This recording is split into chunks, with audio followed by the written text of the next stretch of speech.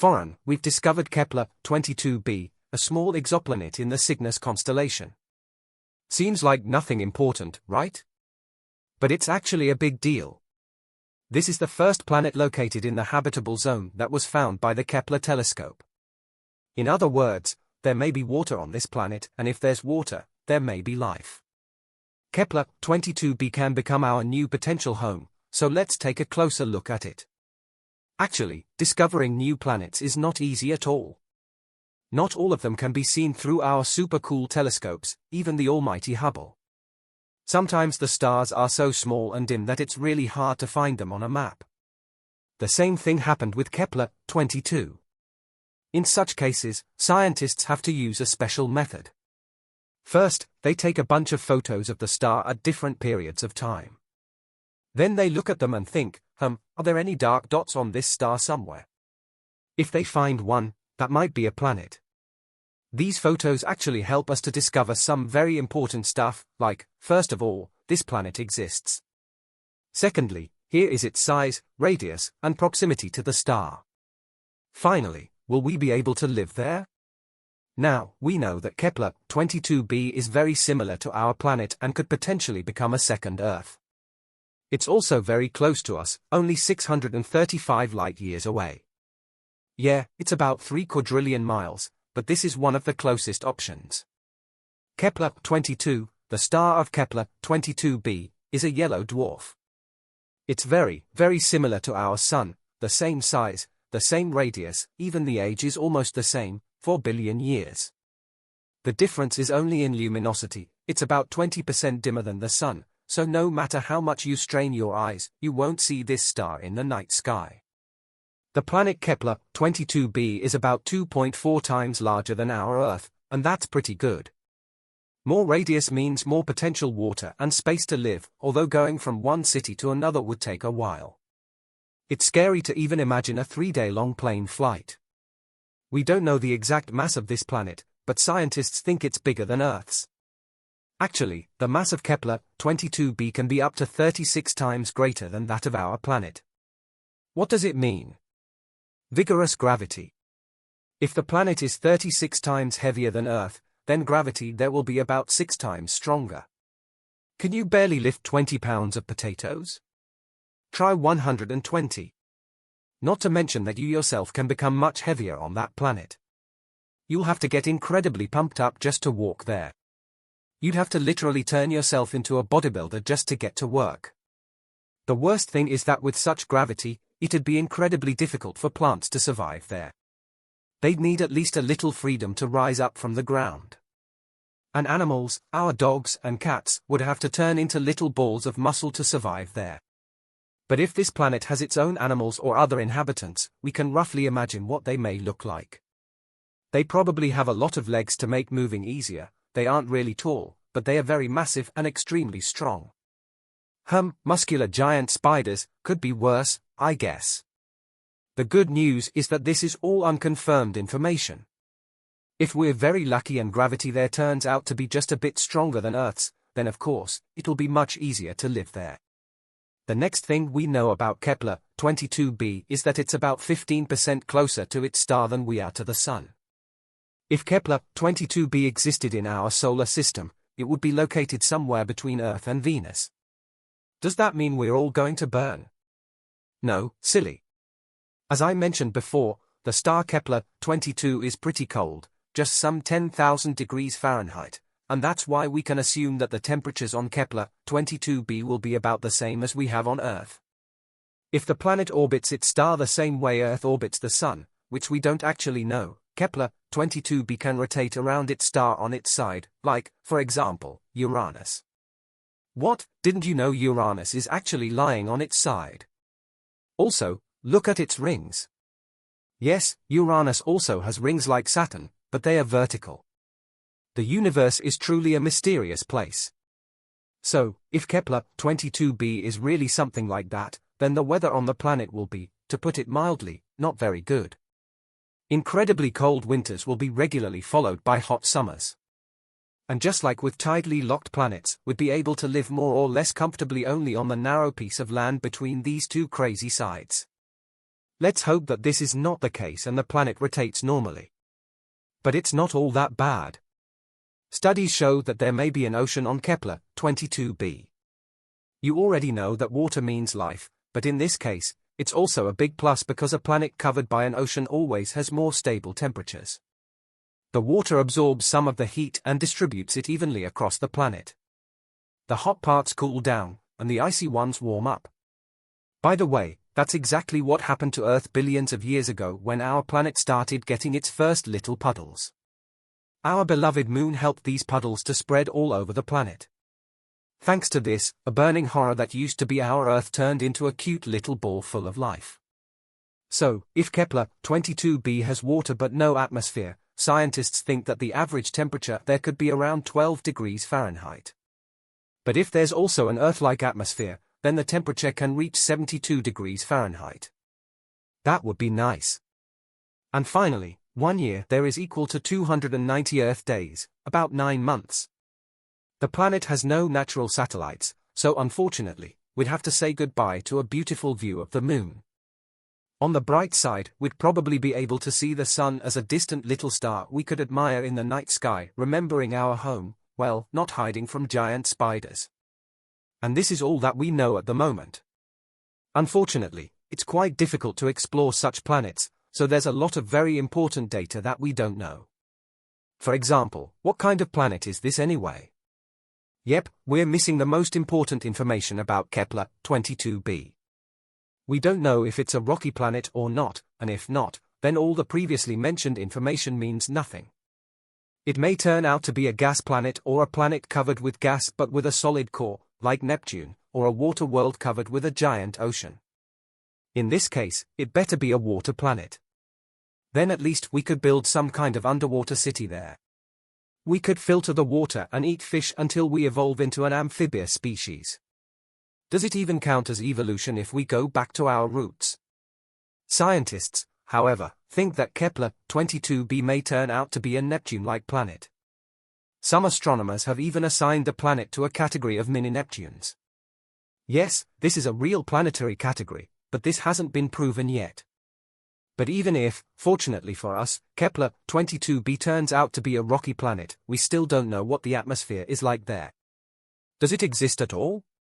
What if it turns out to be something like the atmosphere of Venus, which is more toxic than your ex? Then we'd have to dig deep underground to somehow survive on this planet. And then we'd have to come up with a heat source because it's pretty cold underground. Yeah, let's hope this won't be the case. There are many possibilities with Kepler 22b. So far, we don't have a clear answer, but let's hope that scientists will find it before we load the first people into shuttles and send them to conquer Kepler 22b. That would be awkward if it turns out to be a gas planet or something like that. The only life that we are certain about so far in the entire universe is on planet Earth. Whether that life is intelligent is, let's say, arguable. But anyway, it's not surprising that we're tirelessly searching for life on other planets. So far, they've discovered more than 4,000 of them. But what's even cooler, NASA has compiled a new list of 24 planets that aren't just Earth-like, they are better. The conditions on them are so good that they are more comfortable than on our planet. So let's examine some of them. And so that's it for the Super Earths. Of course, the original list is much longer, and you can go check it out on the internet. Now, the best thing about all this is that these are planets that are better than the Earth, but we also know thousands of other exoplanets that are just close enough to ours, and the odds are a few of them have at least some form of life. But they are very, very far away, so we have no way to check it out right now. Perhaps down the road, we'll find some cool creatures on many of them. You're on a spaceship flying through outer space at a speed of 180,000 miles per second. This is almost the speed of light. Make yourself comfortable because the voyage is going to be long, it will last a little more than 90 years. It's better to use a cryo capsule to not get bored. In short, you need to fly for almost a century at the speed of light to get to a mysterious exoplanet that scientists have recently discovered. They have found many planets in the last few years, but this one can help in the search for extraterrestrial life. The planet looks like a dark blue ball and has a complex technical name consisting of letters and numbers. It's about the size of Neptune and orbiting around a little star of class M, or in simple words, around a red dwarf. The planet is 8 times closer to its star than Earth is to the Sun, but this doesn't mean that fiery layers of magma cover the surface of this world. The temperature on this exoplanet is pretty low and similar to Earth's. That's because the red dwarf is not as hot as our Sun. But the most exciting thing is that the atmosphere of this space object consists of water vapor or helium hydrogen. Scientists don't know for sure, so they actively observe it. But if there is water in its atmosphere, then life can exist. It's unlikely we will discover some big creatures, but even microscopic bacteria would be a big sensation. Another reason why scientists keep their eyes on this planet is its origin. If they find out what the planet's atmosphere is made of, they'll understand how such objects can form around red dwarfs. This will be another little brick of understanding of how the universe works. Even if they discover life on this strange planet, it will be impossible to transport it from there for us to study. Fortunately, there's another massive object near Earth where microbes can live, and it's located inside our solar system. In 2020, scientists detected a strange gaseous substance in Venus's atmosphere. These were chemical residues of phosphine. This is a significant finding because phosphine exists on Earth near some microbes. They've recently discovered phosphine in penguins' bodies. Many people started to put out theories that these animals came to us from Venus, but of course, this is not true. You can also find this substance among swamps and mud, so it was a big surprise when they found residual phosphine parts on another planet. It's weird since life on Venus's surface most likely cannot exist. The temperature and pressure on the planet are just too high, but high up in the sky of Venus, the conditions are not so terrible. Perhaps some microbes live there, but scientists also know that volcanoes often erupt there. A chemical trace of phosphine may appear as a result of these eruptions. If this is the real reason for the appearance of phosphine, they probably won't find any life. Now they're spending a lot of money on the study of this planet. But let's go back to deep space.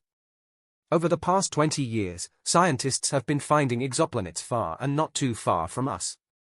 Some of them orbit around dwarfs and big stars, but some planets exist entirely alone. They don't belong to the orbit of any star, they are abandoned in cold outer space. Another exciting thing is that scientists haven't found the planetary system similar to our solar one. All distant exoplanets are located at different distances from their stars. Their sizes and masses are not like those that our planets have. We call them exoplanets since they are beyond our solar system. Some other fascinating space objects are super-Earths. If some planet weighs from 2 to 10 Earth masses, is 2 times bigger, and gets energy from a star, it's called a super-Earth. No more similarities with our home. Super-Earth can consist of gas, rocks, water, ice, fire, acid, glass, or diamonds. Scientists haven't yet found a super-Earth with ideal conditions for humans, not because all planets are bad for life, but because our body has evolved and adapted to Earth only. You don't know much about super-Earths. They contain a massive amount of energy because of their enormous masses, and this energy is released. Therefore, frequent volcanic eruptions and earthquakes occur on many of these planets. Thunderstorms happen there almost every day. And by the way, one day there lasts several times longer than our 24-hour one. Let's imagine you're on the spaceship again, traveling to some super-Earth. So here it is, massive, orange, majestic. You put on a spacesuit, get into a space capsule, and you change your mind. The whole planet resembles a fiery boiling ball. If it has any life, it must be some invulnerable creatures. You're not like that, so you fly away to look for another super-Earth. A couple of light years away, that giant ball seems to be a friendly place. Wait, this world is located far from its star. The temperature there is so low that even molecules freeze. Antarctica is like a hot desert compared with this super-Earth. You continue your voyage and finally find a perfect spot. It's 3 times heavier and twice bigger in size than Earth. It consists of rocks, gases, and possibly water. You descend to the planet on the transport capsule, open the door, and take one step. Your legs are too heavy. Your whole body has gained weight. You feel as if you were carrying a huge box of bricks on your back. You can't even walk a few feet, and the reason for this is gravity. The greater the weight the super-Earth is, the greater its gravitational force becomes. You are pressed to the ground, and your muscles are too weak for this. Also, increased gravity provokes active fluctuations of tectonic plates. Earthquakes and landslides happen on this planet pretty often. The rocky surface here is constantly changing. To live on such a planet, you would need to develop new technology to build houses. You get back into the capsule and fly away, but not too far. The planet's gravity doesn't allow your ship to rise high into the sky. It's like ropes pulling you down. You use all the remaining fuel to overcome the gravity and go beyond the atmosphere. Another problem with such worlds is meteorites. Gravity attracts not only your ship but also colossal space objects flying by. A giant asteroid can get off its route because of the attraction of the super-Earth. It can hit the planet in the form of a meteor shower, but the falling speed is also faster, so the destruction will be more massive. But the worst thing that can happen to the super-Earth is the stoppage of the planet's core caused by high pressure. Hundreds of billions of tons of solid rock can squeeze the heart of this world, and the core should always be in motion to perform its primary function, keeping the magnetic field working. Solar storms and cosmic radiation can create severe problems for all life on the surface. On Earth, these storms disrupt the operation of electronics and affect human health. This happens even if small holes appear in the magnetic field. And what would happen if all the protection disappears? The energy of the closer star and the radiation from distant space would quickly destroy the super-Earth and make it impossible for life to develop. All these events can happen to a super-Earth with ideal conditions for living, and such a planet is a rarity. Most super-Earths have terrible surfaces and atmospheres. There's a planet where the air is so hot that it can evaporate metals. The fiery wind simply splits any solid substance into molecules. Such a super-Earth is more like a star, not an ordinary planet. Also, there's another super-Earth wholly covered with water. You won't find a single piece of land there. The ocean floods any island in a second, and underwater, there are volcanoes. They erupt almost every hour, releasing billions of tons of magma. Because of the heavy weight, the planet is slightly tilted when it rotates around its axis. The water flows from one side to another. This creates huge destructive tsunamis bigger than the size of Everest. And how about a super-Earth where it's raining diamonds or sulfuric acid? The surface of another distant world is blown by winds consisting of glass. There's a lot of fire and sand. When the hot air burns the sand particles, they turn into glass. Among all such planets, ours seems to be a paradise. But perhaps, for some strange organisms living at the distant end of the galaxy, Earth may seem to be a terrible world. Thanks for joining me on this cosmic journey. If you enjoyed the video, don't forget to like, share, and subscribe to Space Universe 016 for more amazing space content. See you in the next adventure.